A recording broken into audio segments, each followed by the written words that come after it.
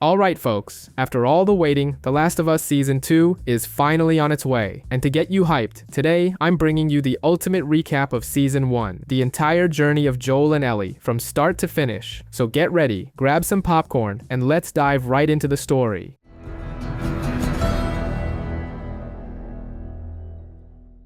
It all kicks off in this classic 60s-style TV studio. You know the type, so outdated it feels like the host's just one step away from lighting up a cigarette on air. Thankfully, he doesn't. The host, flashing that painfully polite smile of someone who's sat through hours of dry small talk, welcomes two experts for what looks like yet another sleepy panel about global risks. You can already imagine, blah blah blah, viruses, diseases, all the stuff we usually assume will stay confined to fear-mongering news segments. First up is Dr. Schoenheis, who lays it out plain. Pandemics are only getting nastier thanks to our global obsession with hopping on planes and crossing borders. He paints a doomsday scenario straight out of a low-budget horror flick. Some obscure virus from Madagascar could easily catch a ride to Chicago in just a few weeks. Newman completely flips the script. Forget viruses and bacteria, he says. They're small time. The real threat? Fungi. Certain fungi already hijack insects, turning them into zombie puppets. Thanks to global warming, these little spores might just start finding our body heat downright cozy, and if that happens, game over. No vaccine, no cure, just pure, unfiltered extinction. So long, humanity. Smash cut to 2003, the good old days. Or, not for much longer. The Miller household feels like the poster child for blue-collar America. Joel, Sarah, and Tommy are your everyday working-class family, juggling bills, love, and the occasional joke about getting older. Joel even forgets his own birthday. Classic. But Sarah, ever the sweetheart, saves the day by getting his watch fixed with her secret stash of money. Adorable. But while life rolls on like any normal Tuesday, cracks start to show. The news throws out some alarming reports about unrest in Jakarta, which, let's be real, feels too far away for anyone to take seriously. But the tension starts creeping in. At the watch shop, Sarah picks up on the uneasy vibe as the owner hurriedly shuts down. And then, things go off the rails at the Adler house. Mercy, the family dog, is acting like she's seen the boogeyman. The nightmare bursts into reality. Sarah, poor thing, stumbles upon Mrs. Adler in full freakout mode, blood dripping from her mouth, eyes wild, and attacking her own family like she's auditioning for a low-budget zombie flick. Joel and Tommy show up just in time, and Joel, who's mostly been just your regular tired dad up to this point, doesn't hesitate for a second. He takes down the infected neighbor to protect his daughter. Alright, my friend, playtime's over. No time to even cry about it. They hit the road smack in the middle of an apocalyptic nightmare. People running like their lives depend on it, because they do. Cars crashing left and right, buildings blowing up, and just to make sure we're all clear this is the end of the world, a whole plane drops out of the sky and slams into the chaos below. It's the kind of disaster that leaves zero room for doubt. The world is officially toast. But just when you think it can't get any worse, life throws one last punch to the gut. A soldier stops Joel and Sarah. They're yelling that they're not infected, begging for mercy, but the brutal order crackles through the radio. Shoot to kill. Tommy manages to take the soldier down, but not before he fires that merciless shot right into Sarah. Joel, in total panic, tries to stop the bleeding, refuses to accept what's happening, but it's no use. Sarah dies in his arms, and Joel's choke scream. That'll rip apart anyone with even half a heart. Fast forward 20 years. The scars from that night, still raw, still bleeding. By 2023, the world is completely gone off the rails. Boston's now a quarantine zone under the iron grip of Fedra, where public executions have become as common as morning coffee, and the black market is basically the only game in town. Joel, the same guy who once just wanted a slice of birthday cake, has turned into a hardened smuggler, carrying the weight of 2 brutal decades and a heart full of bitterness. Enter Ellie. She's a sharp-tongued, no-nonsense teenager raised under the watchful eye of the Fireflies.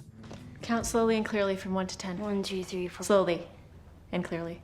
But Ellie's not just any rebellious teen. A few weeks back, she got bit by an infected, and somehow, she's still kicking. No fever, no fungus face. Just walking around like it's no big deal. She's living proof that there might still be hope for humanity. Joel and Tess, hoping to track down Tommy and score some much-needed supplies, agree to smuggle Ellie out of the quarantine zone. At first to Joel, she's nothing more than cargo, a delivery to be made, nothing personal, but fate's got other plans. During their escape, a soldier scans Ellie, and from the look on his face, it's clear, things just went sideways. Ellie blurts out the truth. She got bit weeks ago, and she's still fine. That revelation cuts Joel to the core like a hot knife through butter. The memory of Sarah comes flooding back, raw and painful. Snapping in a mix of rage and desperation, he takes out the soldier with brutal force. As soon as the sun creeps up, the tension's already thicker than a group chat argument at Thanksgiving dinner. Joel and Tess are on Ellie like two over-caffeinated mall cops. All that's missing is a lie detector strapped to her wrist. The way they're looking at her, pure suspicion, like they're just waiting for her to suddenly go full zombie mode at any second. Tess checks Ellie's bite, and, surprise of the century, the infection hasn't spread even a fraction of an inch. Miracle? Maybe. Dumb luck? Doubt it. But the suspicion's still alive and well. Joel, being the professional grump that he is, keeps his mood somewhere between DMV line and Monday morning in the rain. No joy, no hope, just pure pessimism. Ellie, already fed up, hits us with that sharp sarcasm we love, explaining how the Fireflies treated her like a science experiment. In the middle of this emotional roller coaster, Tess straight up corners Joel in the conversation. Let's be real, dumping Ellie back at the QZ would basically be giving her a death sentence with a bow on it. She tries to sell Joel on the idea that moving forward is less suicidal than crawling back empty-handed. Joel, he's still frozen up like airport Wi-Fi. Man seen too much hope go up in flames to be swayed that easily. The tension between them is so thick you could bottle it and use it as rocket fuel. Ellie, realizing her life is basically hanging by the thread of this argument, jumps in, and despite her age, she's no fool. She gets how this world works. She drops the bomb. There's a Firefly camp out west, full of doctors dead set on whipping up that miracle cure. It's her ace in the hole, Joel, who wouldn't buy optimism even at a clearance sale. Tries to play it cool, but it's too late. The seed of curiosity's been planted, and whether he likes it or not, it's gonna grow. As they make their way through the wreckage of the city, the vibes are pure post-apocalyptic gloom, blown out buildings, empty streets, and the kind of dead silence that makes your skin crawl. Ellie, ever the curious one, drops the question we've all wondered: why bomb their own cities? Tess, giving a crash course in apocalypse history, explains it was a desperate Hail Mary to slow the infection.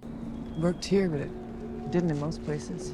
Basically, like every government plan ever, Ellie's stuck somewhere between horrified and weirdly fascinated, which is fair, considering the place looks like the set of a low-budget disaster movie. Getting a little personal, Ellie opens up about how she got bitten. Turns out curiosity nearly killed the cat, and almost killed her too. She snuck into an abandoned mall, breaking every survival rule in the book, and honestly, she's got zero regrets, because if there's one thing that drives this girl, it's that hunger to understand the world around her, even if it means nearly becoming zombie chow. Meanwhile, Tess gives a crash course on the infected. Turns out they're basically hooked up to a death trap version of Wi-Fi. A single wrong step and bam, you've just RSVP'd to the monster mash. Joel and Tess are visibly on edge, and for good reason. Things just got a whole lot more dangerous. When they step into the museum, the suspense is so heavy, you could slice it with a butter knife. Creaking floors, heavy breathing. It's straight out of a top-shelf horror flick. And of course, they run smack into the franchise's fan-favorite nightmare fuel, the clickers. Chaos erupts. It's a full-on brawl. And yep, Ellie gets bitten again, because apparently she's got a neon sign that says free snacks for these things. Tess, tough as she is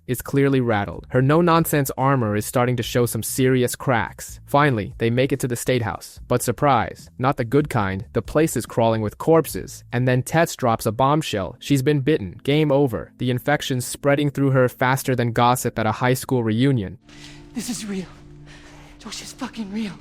But instead of freaking out, she chooses to go out in a blaze of glory. She stays behind, rigs up an explosive trap, and takes a whole bunch of infected down with her. Honestly, one hell of an exit. Joel and Ellie move on, both carrying the heavy weight of losing Tess. Joel, though clearly not thrilled about it, comes to terms with the fact that there's no turning back now. He's all in. Next stop, Bill and Frank. Right off the bat, Joel and Ellie are walking side by side, stuck in that painfully awkward silence you get after a verbal smackdown. But it doesn't last long. Ellie, clearly fed up, calls Joel out straight up. She doesn't want his apologies. She wants him to own it. Joel and Tess chose this mess. No one dragged them into it. And Ellie, she's not about to be the scapegoat for some grown man's midlife crisis. Joel plays it cool, acting like her words don't get to him. But trust me, he hears every bit of it. Did it magically fix everything? Not even close. But it cracked the emotional wall between them, just a little. And from that crack, you can tell there's a spark of mutual respect, even if they'd rather chew glass than admit it. The road trip trip continues, and they hit up an old gas station for supplies. What was supposed to be a quick stop turns into a mini nostalgia trip. Ellie stumbles upon an abandoned arcade machine and lights up like a kid on Christmas morning when she spots Mortal Kombat 2. She talks about it like it's a Shakespeare play, absolutely hyped. It's a rare, sweet glimpse of Ellie's innocence, a breath of fresh air in all this doom and gloom. Being her usual curious self, Ellie starts grilling Joel about how the world went full-blown horror movie. Joel, reluctantly, gives her a crash course on apocalypse history. It all started with a mutant cordyceps fungus that spread through everyday food. Bread, sugar, your basic breakfast lineup. No alien invasion, no mushroom cloud, just life being its usual cruel self. Then the story takes a turn and introduces us to Bill, a guy who basically built his own personal apocalypse playground. Surrounded by traps and paranoia, Bill seemed destined for a life of lonely survival, until Frank literally falls into one of his traps. Bill, suspicious but not heartless, helps him out, and from there, something unexpected blossoms. A love story in the middle of the end of the world. Simple dinners, a slightly out-of-tune piano, and a tenderness that grows where you'd least expect it. That love is what eventually opens the gates of Bill's fortress to Tess and Joel. During a dinner filled with side-eyes between Bill and Joel, Frank steps in as the peacekeeper. Out of that uneasy meal comes a solid alliance. But hey, the apocalypse never takes a day off. Raiders launch a nighttime ambush on Bill and Frank's home. Bill gets hit pretty bad, and in a scene that just about breaks your heart, Frank cares for him with fierce devotion. Even wounded, Bill keeps his head in the game. He tells Frank to leave the gas on, hold the line, and, most importantly, to call Joel. Bill knows that if he doesn't make it, Frank can't survive out there alone, and he trusts Joel to have his back. Time passes, and Frank, now battling a terminal illness, makes a choice. He asks Bill for one perfect final day. They get married in a small, beautiful gesture, and in an act of ultimate love and courage, they choose to go out together. It's a bittersweet ending, but one that feels true to them. When Joel and Ellie finally arrive at their house, they're greeted by a deafening silence. Bill leaves Joel a letter that hits like a punch to the gut. Along with supplies, he leaves a brutal reminder: protect the ones who matter. Joel, who's been stuck between duty and attachment, suddenly finds new clarity. Ellie is his purpose now. After stocking up thanks to Bill and Frank, Joel lays down the ground rules. No talking about Tess, no bringing up Ellie's condition, and above all, listen to him. Ellie, always quick with a snarky comeback, flashes a mischievous grin and agrees. The engine roars to life, and off they go, heading into the great unknown. Joel and Ellie hit the road, cruising in that car that, honestly, is running on expired gas, basically water at this point. Ellie, ever the designated road trip question machine, fires off.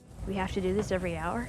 Joel, with that look of a man who's seen way too much, admits, back in the day, we'd drive 10-12 hours on one tank.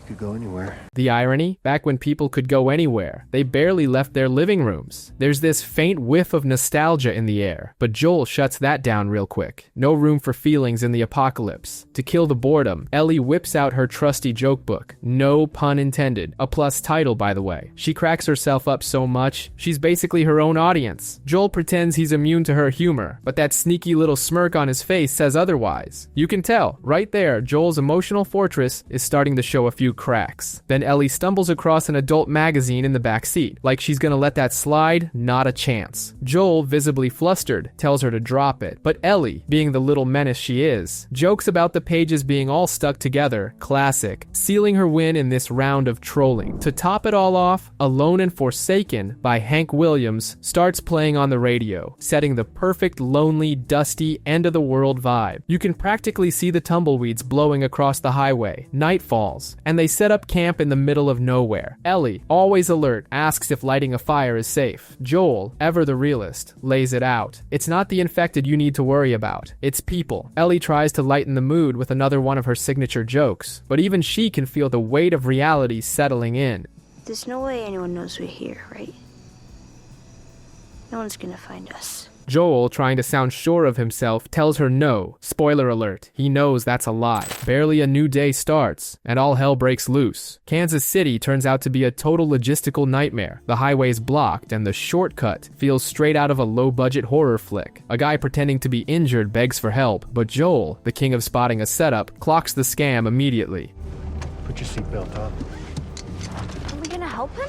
No. And just like that, chaos erupts, gunfire, a frantic getaway, and their truck ends up looking like Swiss cheese. Joel becomes a real-life survival manual, but even all his experience can't fully tame the madness. Right in the middle of the shootout, Joel gets pinned by a brute. Ellie, hiding away, finds herself staring down her first real-life, no-turning-back decision. Freeze, or do something. She pulls the trigger, saves Joel, and just like that, in a blink, her innocence goes up in smoke. After the dust settles, Joel tries to get a handle on the situation. Ellie admits, almost like it's been burning a hole inside her, that this actually wasn't the first time she's hurt someone. The weight of it all hangs heavy in the air. Joel, dropping his usual tough guy, keep your distance routine, teaches her the right way to hold a gun. It's not just about survival anymore, it's about trust. From protector and protected, they start to become something closer to battle buddies. Meanwhile, across town, Kathleen, who honestly feels like a high school cheer captain turned soap opera villain, is grilling a prisoner about Henry. When the group's doctor fails to save one of her people, she pulls the trigger herself. This woman does not do half measures, and her obsession with finding Henry is flashing more red flags than the final game of the World Cup. But just when you think things can't get worse, they do. Perry, Kathleen's right-hand man, shows her a patch of ground pulsing like it's about to blow sky high. Kathleen brushes it off. Her priorities are Henry first, and everything else, well, let it burn, maybe literally. The tension is thick, like sitting on top of a ticking time bomb. Desperate to escape Kansas City, Joel and Ellie hole up in a high-rise, dragging themselves all the way to the 33rd floor. It's the kind of climb that feels like a cruel challenge on a survival reality show. Even completely wiped out, Ellie keeps the jokes coming. Joel, dead tired, can't help but crack a smile at her humor. For a brief moment, they actually breathe, but peace is short-lived. In the dead of night, Joel wakes up to Ellie panicking. Standing in front of them are two figures, both armed, and one of them, a kid. With guns pointed their way, whatever calm they'd found shatters instantly. Kansas City is straight up on fire, my friend. The place looks like someone threw a blender on high speed without the lid. People screaming, "Freedom!" like it's gonna get them a coupon for half off their next oppression. The crowd's so out of control, you'd think if they yelled any louder, the pavement itself would pack up and leave. Fear of death? Long gone. Now it's all bloodshot eyes and gasoline in their veins. Fedra got booted off the field, my dude. And finally, it's our turn. And guess who's riding the wave of power? None other than the queen of the mess herself, Kathleen. She shows up like she owns the apocalypse, flashing that smug little smile of someone who's not here to bargain. She looks at Fedra's former bootlickers like they're the sad leftovers from yesterday's barbecue. Pure disgust. She puts on this whole trial charade, but let's be real. It's faker than reality TV. Kathleen's already made up her mind. She doesn't just want revenge, she wants to soak her soul in the blood of traitors. Zero elegance, maximum rage. Meanwhile, in a hideout that honestly looks like a B-movie apocalypse set, Henry, Sam, and Dr. Edelstein are stuck in full-on "we're screwed if we don't move" mode. Supplies? Barely scraping the bottom of the barrel. Hope? Hanging by a thread. And still, Henry's doing his best to hold it together. He knows the only light at the end of the tunnel. That's their shot. And even with panic clawing at his brain, he keeps a cool head. Either they die trying, or they die standing still. Simple as that. That's when Joel and Ellie cross their path. Random encounter, not a chance. The tension's so thick you could cut it with a dull butter knife. Joel's already in full-on try-me mode, ready to snap at anyone who so much as breathes sideways. Henry, poor guy, is sweating bullets like an intern on their first day, but somehow he manages to stammer out that he's just trying to survive, not pick a fight. That awkward honesty kinda softens Joel's tough guy shell, just a little, and boom, they end up with a shaky alliance. Not perfect, but hey, in a world where trusting people feels like believing your phone's gonna get a signal in the middle of nowhere, you take what you can get. With the team assembled, Henry lays out his wild plan. Go through the tunnels that Fedra swore were clear of infected. Joel, of course, gives him the classic side-eye. Because, come on, when something sounds too good to be true, even a clicker would raise an eyebrow. But between certain death and a slim chance of survival, that slim chance starts looking pretty tempting. And here's the plot twist. The tunnels actually give them a rare little breather from all the madness. In the middle of that underground darkness, they stumble across traces of people who once tried to build a life down there. And for a few precious moments, the kids play, Henry smiles, and even Joel forgets he's carrying the weight of the apocalypse on his shoulders. But like everything good in this hellscape, it doesn't last long. Henry drops the emotional bombshell. He sold out Kathleen's brother to Fedra. Yep, plot twist right to the face. No warning. All for Sam, who was fighting leukemia. Henry's not some heartless villain. He's just a desperate brother doing whatever it took to save his family. And suddenly, it all clicks. Kathleen's blind rage, the the relentless hunt. It all ties back to that one impossible choice. The escape through the tunnels ends exactly the way you'd expect, with a crazy sniper dead set on turning them into target practice. But Joel, being the professional problem solver that he is, handles it the old-fashioned way, with bullets. Barely a moment to breathe though, because Kathleen's militia shows up like they just got a buy one get one free coupon for an ambush. Kathleen's completely unhinged at this point, blinded by her obsession with revenge, ready to slam the coffin shut on our heroes. But hold on, scratch that. No holding on. The ground just cracks open and hell itself decides to throw a house party. Double plot twist, my friend. The militia gets absolutely wrecked. Kathleen, in all her self-righteous glory, ends up as fine dining for one of the infected. Karma's got a wicked sense of humor. A tragic but well-deserved end. Once the chaos dies down, Joel invites Henry and Sam to keep moving toward Wyoming. Look, I don't know exactly how I'm getting to Wyoming. I'm probably walking.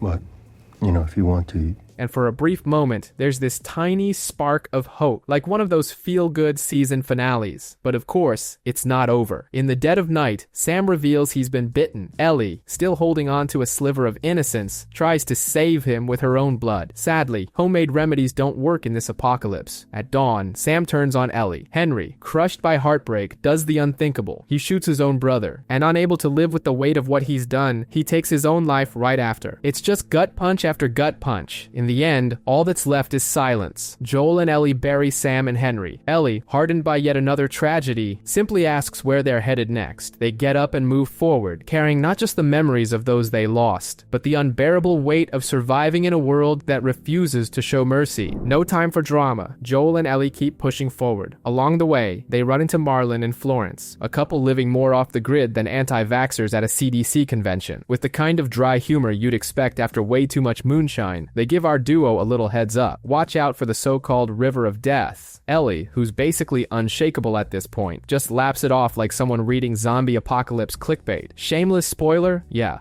trouble's just around the corner. As they trek through landscapes that look straight out of a Windows screensaver, the two finally drop their guard a bit. Joel confesses he dreams of having a sheep ranch someday, because apparently surviving isn't enough. You gotta raise fluffy animals too. Ellie, always full throttle, lights up talking about space, and Sally ride like it's the Super Bowl. In this little heart-to-heart, she opens up about trying to save Sam with her blood. Yup, she really thought she had miracle worker DNA. Joel, now fully embracing his first-time dad trying to figure out TikTok energy, listens with his emotional defenses down. End result? Emotional connection. When they arrive in Jackson, it finally feels like they unlocked the Hope DLC. Joel reunites with Tommy and, for a moment, it feels like he found a safe checkpoint. The town runs on good old-fashioned community vibes. But there's even a hilarious moment where Tommy tries to dodge the label, and Maria calls it straight. Yeah, this is basically communism, but paranoia doesn't take days off, and Joel comes clean to his brother. Ellie's immune, and he's not sure he's up for being the main tank on this mission. No shame, no filters. Joel admits his biggest fear, failing. He's more emotionally exposed than a glitched out game character stuck in a cutscene. Ellie, though, she's not buying any of this leave me behind nonsense. She calls Joel out, raw and real, about her fear of being abandoned, the kind of honesty that cuts deeper than a Nerf arrow. Nope, this is the real deal. You're right. You're not my daughter. And I sure as hell ain't your dad. Sharp and painful. That moment hits Joel like a heat-seeking missile. And just like that, he makes his choice. He's seeing this through to the end, not because he has to, but because at this point, he wants to. In the stables, Joel gives Ellie the choice, and without missing a beat, she drops the classic. Let's go. But when they reach the university hoping to find the Fireflies, all they get is breadcrumbs. No rebel crew, just echoes of disappointment. Before they can even process the letdown, danger kicks in. Raiders swarm the place. Joel takes one down, but pays a brutal price, a wound nasty enough to make even a clicker wince. Ellie, who's been on survival tutorial mode up till now, grabs the controls and shifts into full-blown panic mode. The escape is pure chaos, worthy of its own spin-off, and as the episode ends, we're left with Joel unconscious. Joel is hanging by a thread, closer to a coffin than a comeback. Groaning in pain, he clutches the wound in a desperate attempt to stop the bleeding, but it's no use. The blood keeps pouring out, and his body trembles uncontrollably. On the other side of this chaos is Ellie, not just trying to stop the bleeding, but fighting with everything she's got to keep Joel alive. Spoiler alert, doesn't work. Joel, barely alive, somehow channels energy from the afterlife to tell her, You go to Tommy. You go. The man can't breathe, but here he is, barking out orders like he's the CEO of the apocalypse. Ellie, of course, is frozen in place, heart pounding, like she's got an invisible dagger twisting in her chest, torn between running or staying. And just like that, the whole episode spins around this brutal dilemma. Cue the flashback. Yep, just when you think things can't get worse, we've dived straight into Ellie's memories. Because surviving the present isn't enough, we've got to unpack her trauma too, just to really feel the weight of her stubborn streak. Enter Captain Kwong, coming in hot with the discount life coach routine. Either play the game, become another cookie cutter soldier, or swallow your pride and work toward climbing the ranks. Ellie listens with the same expression you'd give to a spam call offering a new credit card, but when he drops the word power, oh yeah, he plants the seed of ambition, no doubt about it. Night falls, and in the forced calm of the dorm, guess who makes a surprise comeback like a contestant from Survivor? Riley. Yep, the friend who ghosted harder than your worst Tinder match. No text, no note, just poof. Ellie's an emotional volcano, ready to erupt with questions. Because let's be real, no one likes getting ghosted, especially during a freaking zombie apocalypse. Riley drops the bomb. She's joined the Fireflies. And just like that, their friendship turns into a ticking time bomb. But instead of throwing punches, they decide to make the most of the night like it's their last. Because, well, kinda is. Riley, the forever bad influence with irresistible charm, leads Ellie to an abandoned mall that miraculously lights up like the writers paid the electric bill themselves. There, they go full kid mode, riding the carousel, snapping goofy photo booth pics, mashing buttons at the arcade, and even deeking out over an escalator like it's the eighth wonder of the apocalypse. It's a brief, beautiful pause in the chaos, the kind of moment that makes you forget the world's falling apart. But good things never last, do they? Riley finally admits this whole adventure was her way of saying goodbye. She's being shipped off to Atlanta, and just like that, the mood crashes like your laptop during a deadline. Ellie feels betrayed, and understandably so. What started as a dream night between best friends suddenly feels like a bittersweet farewell tour. Riley tries to explain. She wants to be part of something bigger than herself. Relatable, right? In a last-ditch effort to save the vibe, Riley pops a cassette in the Walkman and invites Ellie to dance. At first, Ellie's as stiff as dial-up internet, but she loosens up quick, and in a burst of raw emotion, she gathers her courage and kisses Riley. Simple, pure, real. For just one heartbeat, the apocalypse disappears. But don't get too comfy. Turns out, Joy is basically a dinner bell for disaster. One infected, probably a big fan of total silence, crashes their party. Fight breaks out, bites are exchanged, and yep, both girls get bitten. Game over? Not quite. Crushed by pain and fear, they still cling to each other, refusing to let despair win. They make a promise. Stay together, no matter what, until the very end. Snap back to the present. Ellie, haunted by that brutal memory, is determined not to lose Joel the way she lost Riley. Eyes burning with resolve, she tears through the house looking for anything that could save him. Because if there's one thing Ellie's not gonna do, it's give up on the people she loves. And right here, my friends, is where things start to heat up. The wind is colder than regret. It cuts through the cracks of hope like life's way of reminding us that pain never comes alone. And there's David, sounding like he stepped straight out of an apocalypse movie trailer, reading scripture like it's the user manual for the end of the world. A new heaven and a new earth, he promises. The community, already down, takes a few more hits. Joyce and Hannah are drowning in tears, but what can they do? The good book says God will wipe away every tear, but until then, they're on their own. But this isn't just empty drama. David knows exactly what he's doing. He's pulling the strings like a maestro of misery. The people's sadness is the fuel that keeps his authority burning. Hannah, through sobs, drops the million-dollar question. When do we bury my dad? The answer? When the ground thaws, sweetheart. Yeah, it's not just the corpse that's frozen solid. It's the whole soul of the community. Winter's no longer a season. It's a full-blown horror level. And food, well, that's its own grim circus. Venison, elk, rabbit, basically frozen game that with a whole lot of luck and prayer might stretch 2 weeks. David, he's gotta keep up the tough act. If he cracks, the whole house of cards comes down with him. Then, because fate has a dark sense of humor, Ellie crosses paths with David and James. She rolls up to their hunting party like she's not here to play games. Gun raised, demanding what's more precious than gold in their world, penicillin. David doesn't flinch, not because he's some saint, but because he knows how to play his cards. He sends James to fetch the antibiotics and stays behind, keeping the tension tight like he's cradling a live grenade. annoyed by the fire, David kicks off his performance. He casually drops that he used to teach math. So yeah, torturing innocent souls is kinda old news for him. Now though, he's reinvented himself as an apocalypse prophet. In Ellie, he sees not just survival, but a rebellious spark he's itching to snuff out. Or better yet, recruit. He dresses it all up in sweet words, but underneath, it's poison. He knows who she is. He knows about Joel, but still, he dangles promises of safety and protection. Here's a pro tip. Always side-eye any messiah offering everything for free. The bill comes later, and it's never cheap. Armed with penicillin and pure grit, Ellie races back to save Joel. She pumps him full of antibiotics like she's injecting liquid hope straight into his veins. Meanwhile, David rallies his flock, dropping the cult facade and going full holy crusade against Ellie and her protector, knowing she's the target. Ellie does what every action hero would do. She jumps on a horse, not to escape, but to lead the hunters away from Joel. She throws herself right into the line of fire, buying him precious time, even knowing the odds are stacked against her. Sadly, she's captured, and the horse? Poor thing doesn't make it. The tension skyrockets. Desperation's in the air. Then, the miracle no one saw coming. Joel, rising from the ashes like a furious phoenix. Half dead, half alive, but 100% revenge machine. He goes full medieval on his captors, dragging out the truth of Ellie's whereabouts, and taking out anyone foolish enough to stand in his way. Meanwhile, Ellie discovers the rotten cherry on top of this nightmare sundae. David's community? Yeah, they've upgraded to cannibalism. Gourmet human steaks, served with a side of scripture. David tries to smooth talk it at first, like he's pitching organic free-range protein, but when pressed, he finally admits it. He hides behind faith to justify the horror, but even he's not buying his own sales pitch. Ellie's no fool. She pretends to play along just long enough to catch him off guard, and bam, she snaps his finger like a boss. He threatens her. She spits in his face. Classic. The storm is at its peak. The final showdown is brutal. David tries to break Ellie completely, but she flips the script, unleashing every ounce of fury and survival instinct she's got left. She beats him down, clawing her way out of hell. Stumbling outside, she collapses into Joel's arms. It's okay, baby girl. Got you.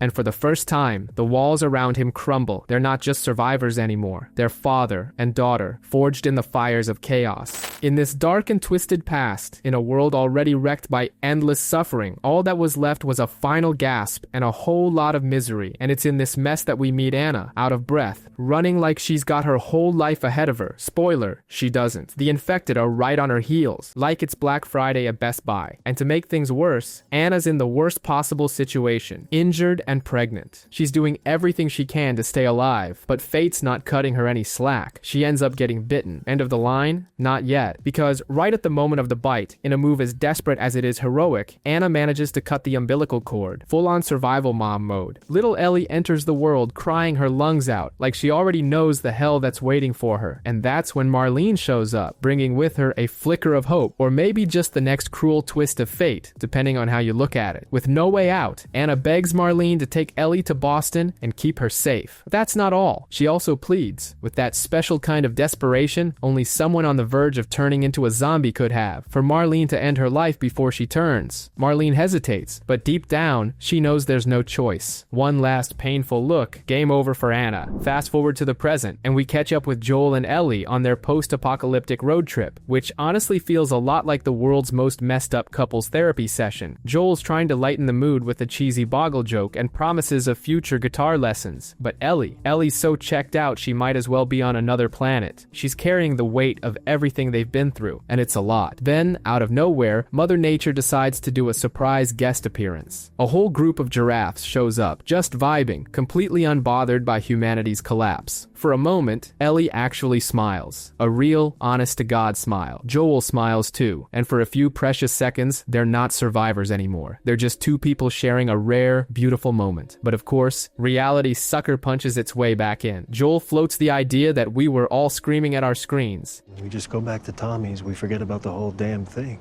But Ellie's not having it, not even close. To her, everything they've gone through has to mean something. If there's even a chance of a greater purpose, she's seeing it through to the end. And then comes the gut punch. Joel and Ellie get captured by the Fireflies and dragged off to none other than our old friend Marlene. And then she drops the bombshell. Yeah, there's a cure, but it'll cost Ellie's life. Joel's floored. He's already lost too much, and there's no way he's adding Ellie to that list. What happens next? Total carnage. Joel, powered by pure primal instinct, basically turns into a one-man army. He takes out surgeons, soldiers, guards. If they're breathing, they're not for long. He finds Ellie, still unconscious, and hauls her out like the world's ending all over again. Marlene tries one last emotional Hail Mary, saying Ellie would have chosen to sacrifice herself, but Joel's done listening. He shoots Marlene without even blinking, the decision already carved into his soul. The future of humanity? Not his problem. Out on the open road, Ellie wakes up and asks what happened. Joel, with the straightest poker face in history, feeds her a carefully rehearsed lie. Turns out there's a whole lot more like you. The doctors, they couldn't make any of it work. They've stopped looking for a cure. Ellie, suspicious as hell, makes him swear it's true. Joel swears. And Ellie's reply is the heaviest okay in television history. A single word packed with more doubt than a late-night Google search. And just like that, the story closes. No clear answers, just that nagging question that'll haunt you long into the night.